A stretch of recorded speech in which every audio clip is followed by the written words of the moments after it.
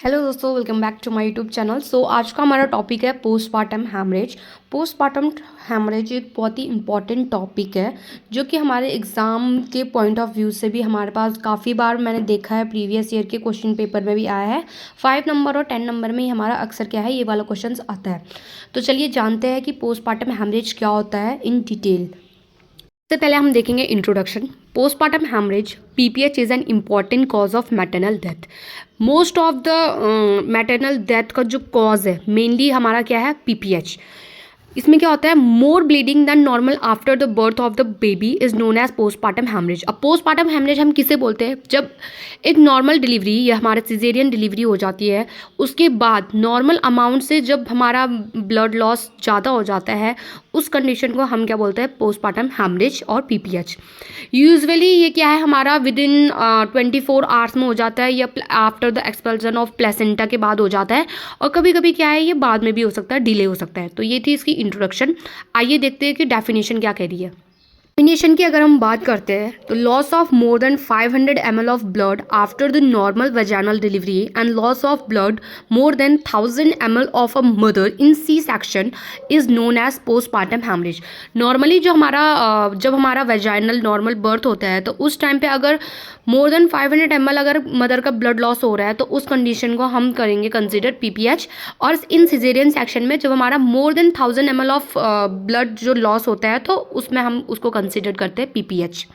2026 के अकॉर्डिंग एक new update आया है जिसमें कि WHO, FIGO और ICM ने ये कहा है कि more than 300 ml of blood loss अगर किसी मदर का होता है ड्यूरिंग डिलीवरी और अगर उसके वाइटल साइंस जो होते हैं वो एबनॉर्मल इंडिकेट होते हैं तो उस कंडीशन को भी हम क्या है, पीपीएच कंसिडर करते हैं।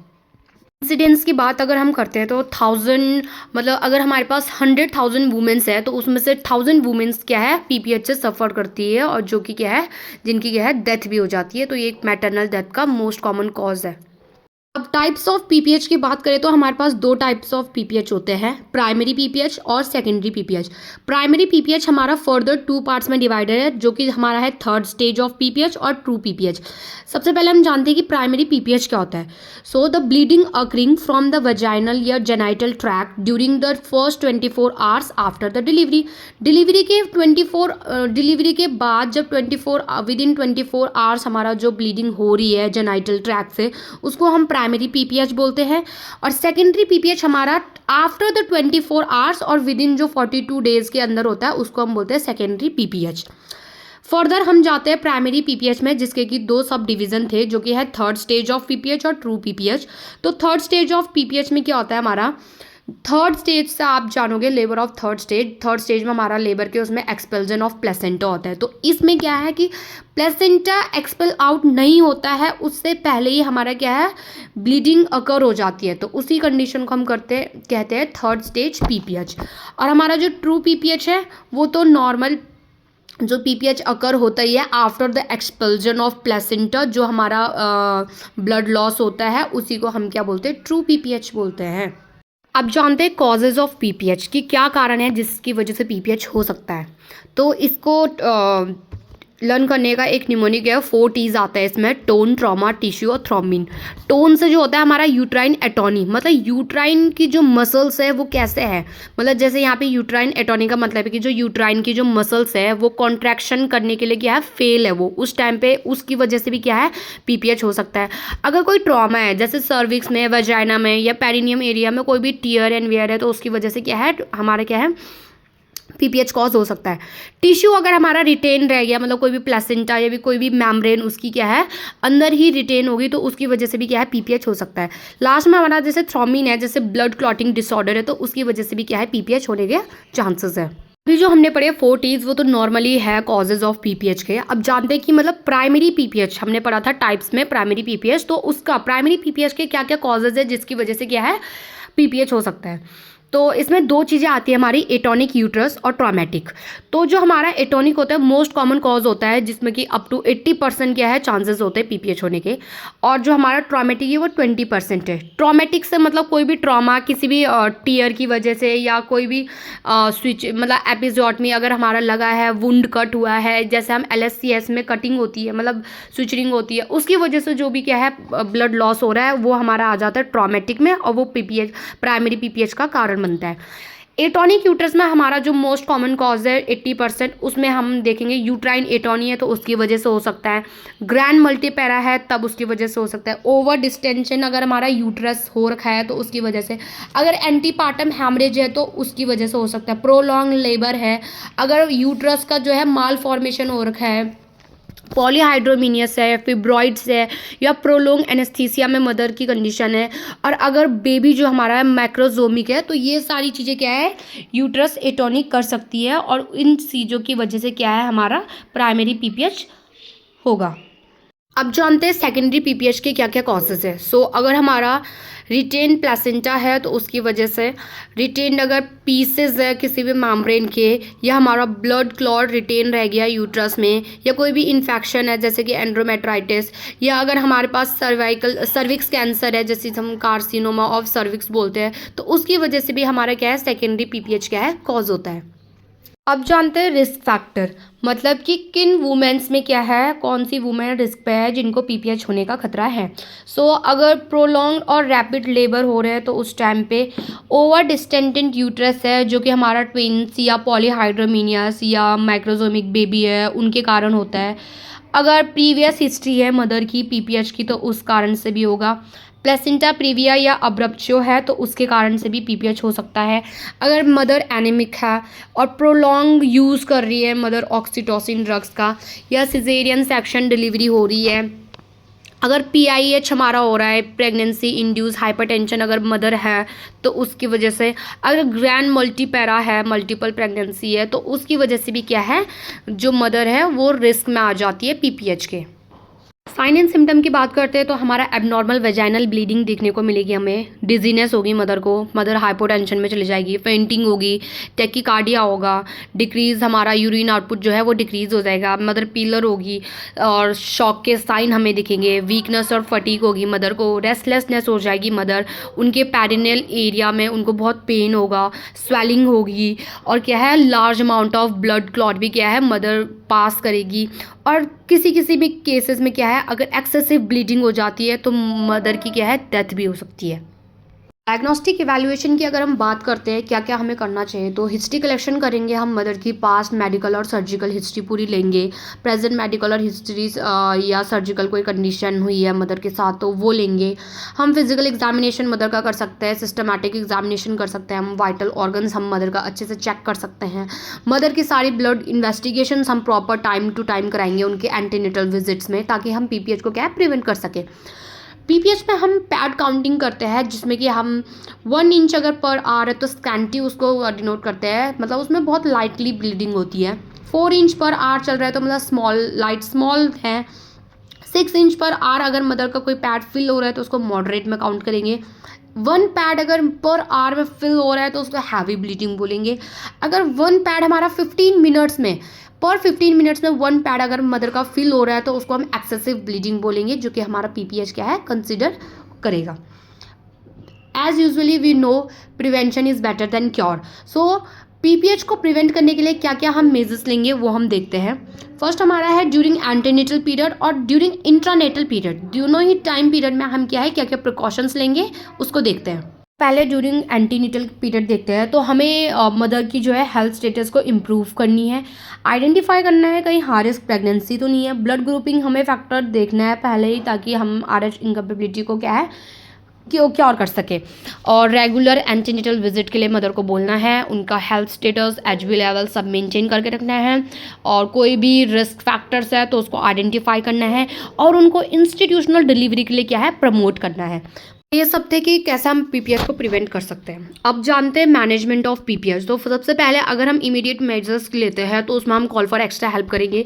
इंसर्ट करेंगे हम 18 गॉज का कैनुला ताकि हम आईवी फ्लूइड जो है स्टार्ट कर सके। अरेंज करेंगे हम ब्लड ताकि हम ब्लड ट्रांसफ्यूज कर सके क्योंकि ब्लड लॉस हुआ है। कैथेटराइज करेंगे मदर को ताकि यूरिन आउटपुट ठीक से निकल सके। वाइटल साइंस सारे मदर के एसेस करेंगे। अगर हमें पता है कि एटॉनिक यूट्रस की वजह से क्या है पीपीएच कॉज हो रहा है तो हम यूट्रस का मसाज करेंगे और जो हमारी ऑक्सीटोसिन की 10 to 20 यूनिट्स है उसको हम 500 ml NS में 40 ड्रॉप्स पर मिनट के अकॉर्डिंग क्या है सेट करके मदर को रजिस्टर करेंगे और इंजेक्शन मिथार्जिन 0.2 mg स्लोली हम मदर को आईवी देंगे।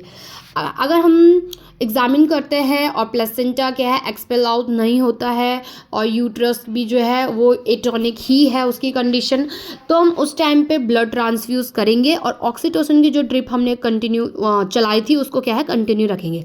इसके बावजूद स्टिल अगर ब्लीडिंग क्या है कंटिन्यू चल रही है तो उस टाइम पे हम ऑक्सीटोसिन की ट्रिप तो कंटिन्यू रखेंगे ही और हम एडमिनिस्टर करेंगे 15 मिथाइल प्रोस्टाग्लैंडिन को और हम मीजोप्रोस्टोल दे सकते हैं 1000 माइक्रोग्राम रेक्टम। स्टिल इसके बाद भी अगर हमारा यूट्रस जो है वो एटॉनिक ही है तो हम उस टाइम पे यूट्राइन टेम्पोनेट मेथड का यूज़ कर सकते हैं जिसमें कि हम एक बैलून की मदद से क्या है यूट्रस को क्या है इन्फ्लेट करते हैं और जिसकी वजह से क्या है ब्लड को एक्सक्रीट आउट करते हैं प्लेसेंटा को एक्सक्रीट आउट करते हैं। तो इसमें हमारे 3 मेथड आते हैं balloon tamponade bye manual compression और टाइट इंट्रायूट्राइन पेंचिंग। इन तीनों में से हम कोई एक मेथड यूज़ करते हैं।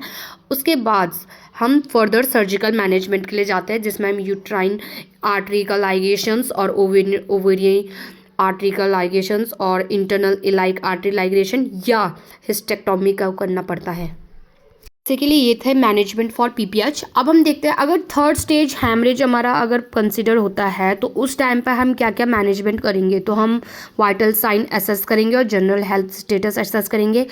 Assess the severity of bleeding, do not leave the women alone, she should be kept in a close observations और provide a women and her family emotional support. Administer करेंगे हम यूट्राटॉनिक ड्रग जो कि हमारी choice of drug क्या होती है oxytocin होती है। हम परफॉर्म करेंगे यूट्राइन मसाज और ताकि क्या है यूट्रस हमारा क्या है वेल कॉन्ट्रैक्ट हो और हार्ट बने। इस्टेब्लिश करेंगे हम इंट्रावेनस फ्लूइड और उसको स्टार्ट करेंगे। हम स्ट्रिक्टली एसेप्टिक टेक्निक यूज़ करेंगे और control cord traction should be apply only when the uterus is well contracted. Control cord traction हम तभी करते हैं तभी परफॉर्म करेंगे जबकि हमारा यूट्रस क्या है वो अच्छे से क्या है कॉन्ट्रैक्ट हो रहा हो। केस ऑफ ट्रू पीपीएच हम कैसे उसको मैनेज करेंगे तो उस टाइम हम सीवियरिटी ऑफ ब्लीडिंग को एसेस करेंगे, एस्टैब्लिश करेंगे आईवी फ्लूइड्स और उसको स्टार्ट करेंगे हाई स्पीड में। Mother should be in close observation. Mother को एक काम, कंफर्ट और वेंटिलेटेड एरिया या इन्वायरमेंट प्रोवाइड करेंगे। ब्लड ट्रांसफ्यूज करेंगे हम मदर को, इमोशनल सपोर्ट प्रोवाइड करेंगे, यूट्राइन मसाज करेंगे, कैथेटराइजेशन करेंगे ताकि यूरिन आउटपुट इजीली आउट हो और ऑक्सीटोसिन ड्रिप क्या है कंटिन्यू रखेंगे। और हम प्लेसेंटा की साइड में बायमैनुअल कंप्रेशंस देंगे एक एक्सपर्ट की मदद से ताकि क्या है जो भी मेम्ब्रेन हो या जो भी टिश्यू क्लॉट हो वो क्या है इजीली आउट हो जाए। नेक्स्ट हमारा आता है मैनेजमेंट ऑफ सेकेंडरी पीपीएच। उसमें हम करेंगे assess the amount of blood loss and general health status of a women, assess the vital signs, establish IV line and start IV fluids. If the amount of blood is much then start blood transfusion और broad spectrum antibiotic start करेंगे, catheterisation करेंगे और uterine massage करेंगे। और इन progressive case है अगर तो उस टाइम पे हमें लाइगेशन करना होता है जो कि हम यूट्राइन आर्टरीज का करते हैं और एट द लास्ट उसके बाद भी अगर ब्लीडिंग नहीं रुक रही है तो हमें क्या है हिस्टेक्टोमी करनी पड़ती है। फिर हमारे पास आता है लास्ट अगर हमारे पास रिटेन प्लेसेंटा है तो उस टाइम पे हम कैसे उसका मैनेजमेंट कर सकते हैं। तो जनरल मैनेजमेंट हम तो क्लोज ऑब्जर्वेशन में रखेंगे वुमेन को, उसके वाइटल साइंस और जनरल हेल्थ स्टेटस को असेस करेंगे। हम मदर को क्लोजली ऑब्जर्व करेंगे और कॉम्प्लिकेशंस तो नहीं हो रही है जैसे कि ब्लीडिंग, शॉक, इन्फेक्शन एट्सेट्रा, इन सब चीज़ों का क्या है एसेस करेंगे। फिर क्या है हम प्लेसेंटा सेपरेशन का साइन देखेंगे जिसमें कि हमारा ग्लश ऑफ ब्लड आता है। हम कैथेटराइज करेंगे वुमेन को ताकि जो भी उसका ब्लैडर फुल हो तो वो एम्प्टी हो जाए।